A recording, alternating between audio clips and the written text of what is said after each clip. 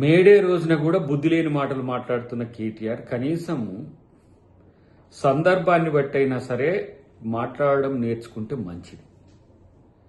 ఈరోజు ఎవరైనా మేడేని ఉద్దేశించి మాట్లాడితే కార్మికులు, వారి సంక్షేమం, అభివృద్ధి ఇలాంటి అంశాల మీద మాట్లాడతారు. కానీ 3 సంవత్సరాలు కూడా ఏం చేయని ముఖ్యమంత్రిని ఏమనాలంటే మరి 9 సంవత్సరాలు కూడా పనిచేయని మిమ్మల్ని ఏమనాలి? మీ ముగ్గురిని కేవలం ముఖ్యమంత్రి మీద విమర్శలతోనే పార్టీని నెట్టుకు రావాలనుకోవడం మీ దౌర్భాగ్యం. కనీసం ఏం చట్టాలు చేసిందో కూడా తెలియని ప్రజాప్రతినిధి నువ్వు. మొన్ననే కదా గిగ్ వర్కర్స్కు చట్టం తీసుకొచ్చింది. అన్ఆర్గనైజ్డ్ సెక్టార్లో ఉన్న గిగ్ వర్కర్ల యొక్క రక్షణ కోసం మానవీయ కోణం నుంచి ప్రభుత్వం ఆలోచించి ఈ రాష్ట్రంలో చట్టం చేసింది. అది భారత్ జోడో యాత్రలో కూడా చాలా మంది గిగ్ వర్కర్లు, రాహుల్ గాంధీ గారికి ఇక్కడ తెలంగాణలో కూడా రేవంత్ రెడ్డి గారికి రిప్రజెంటేషన్స్ వచ్చినాయి. కాబట్టి ప్రజాపాలనలో ప్రజలకు అనుకూలంగా నిర్ణయాలు తీసుకోవడం జరిగింది. కనీసం అది చేసింది తెలుసుకోవడం కూడా లేదు.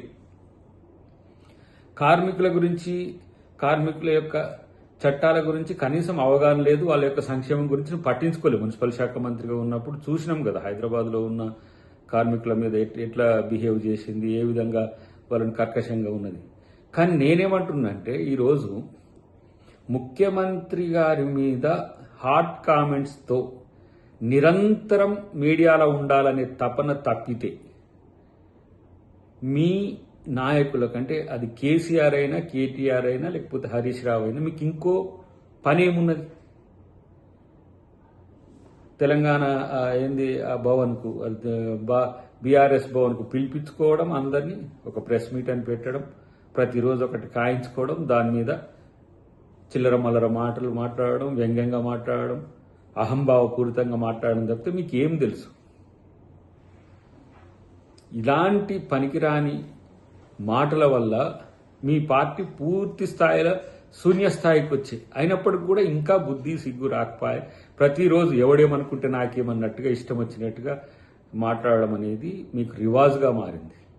కాబట్టి కనీసం కార్మికులను గౌరవించాలి, మేడే దినాన్ని గౌరవించాలన్నప్పుడు ఏది మాట్లాడితే ప్రజలకు కానీ, కార్మికులకు కానీ, సమాజం కానీ ఉపయోగపడుతుంది అనేది తెలుసుకుంటే మంచిదని చెప్పి కేటీఆర్కి నేను హితవు చెప్తున్నా.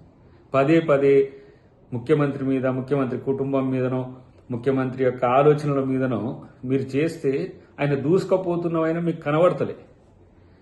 క్షేత్రంలో ప్రజల్లో ఒక ప్రజానాయకుడిగా ఎదుగుతున్న తీరు మీకు నచ్చకనే ఇలాంటి పిచ్చి ప్రేలాపనలు చేస్తున్నారు తప్పితే మరొకటి లేదు. కాబట్టి ఇలాంటి ప్రకటనలు మానుకోవాలని చెప్పి నేను కోరుతున్నాను.